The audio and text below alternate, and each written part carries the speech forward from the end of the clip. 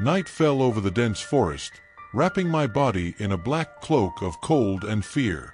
The wind blew through the trees, howling like a hungry wolf. The branches scratched my face like fingers. I had lost myself hours ago, and each step brought me closer to an uncertain destination. The darkness was complete, impenetrable.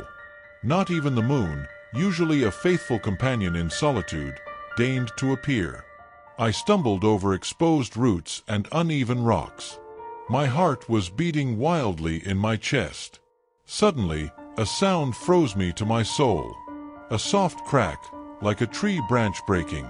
I froze. My heightened senses. The silence of the forest was deafening, broken only by the rustling of dry leaves and my own labored breathing. My eyes, adapted to the darkness, searched the forest for the source of the sound, but I saw nothing. A chill ran down my spine. I was alone, lost and watched. The feeling of being watched was palpable, as if a pair of invisible eyes were following me in the shadows. I started walking again. Fast fear propelling me forward, more sounds filled the air, breaking branches, light footsteps, whispers, almost inaudible. My heart pounded in my chest, adrenaline running through my veins. I was terrified, but also intrigued. Who was watching me? What did they want? Suddenly a figure emerged from the darkness. She was tall and thin, with long dark hair that fell over her face. Her eyes, when I finally saw them, shone with a strange and sinister light. A scream escaped my throat, but the figure moved with frightening speed, covering my mouth with an icy hand. I fought against her long fingers, but it was useless. She was too strong. My eyes widened in terror as the figure approached, her face revealing itself in the dim light of the moon. It was her, my deceased partner, with a macabre smile and eyes full of hate. She looked at me as if I were the prey, and she the predator. The last thing I saw was her hand rising, holding a bloody knife. Then the darkness consumed me. I woke up in a cold sweat, my heart still beating hard in my chest. The memory of nightmare is vivid, so real. I can still feel the icy grip of her hand on my mouth. It was just a nightmare, I know, but the feeling of terror remains. Is she really watching me? Is she waiting for me in the darkness, ready to attack me? With each passing night, the fear grows inside me, consuming me like the darkness of the forest. I know I can't run from her because she is always with me in my thoughts and my dreams.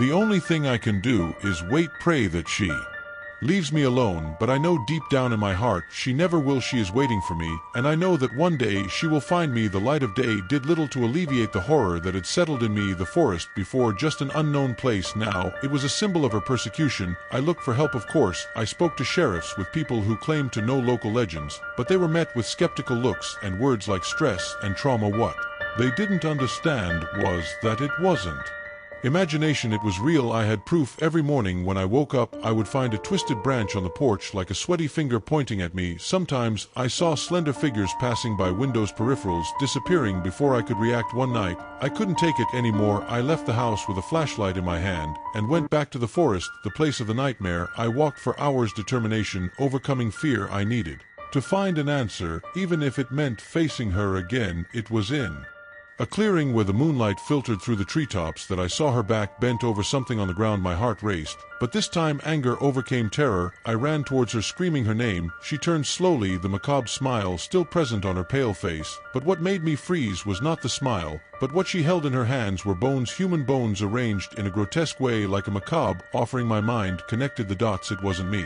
she wanted. She was recreating the scene of our final nightmare, the night our family was brutally murdered. The local legend, whispered by the wind that night, spoke of a vengeful woman who roamed the forest hunting the one who had taken everything from her. Suddenly, I realized I wasn't prey, I was the bait. She wanted to attract the true culprit into the woods to make him relive the horror he had caused. A chill ran down my spine. She knew everything. A twig snapped in the darkness. A figure emerged from the shadows, moving towards me. I recognized the robust silhouette, the sloppy gait. It was him. The fear returned, but this time mixed with a morbid satisfaction. She dropped the bones to the ground and turned to him, a predatory smile on her face. The scream he let out echoed through the forest, a primal sound of terror and regret. Cold and twisted revenge was being served. I ran, staggering back to the precarious safety of civilization. The horror of the woods haunted me, but now it carried a different weight. I was an eternally scarred survivor, another survivor. The safety of civilization.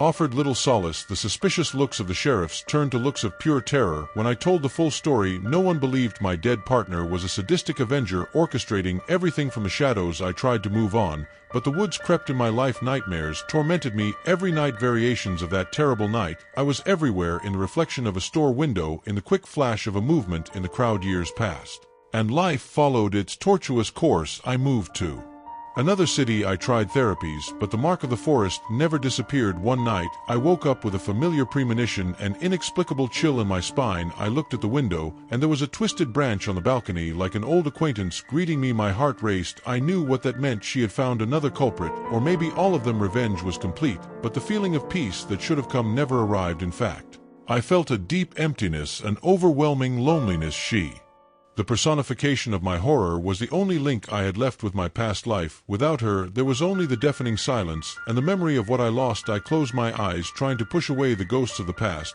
but I know that the forest and its secrets will never abandon me. I carry the burden of tragedy and the scar of revenge, condemned to wander in a world where the line between sanity and madness is blurred. Became and recognizes.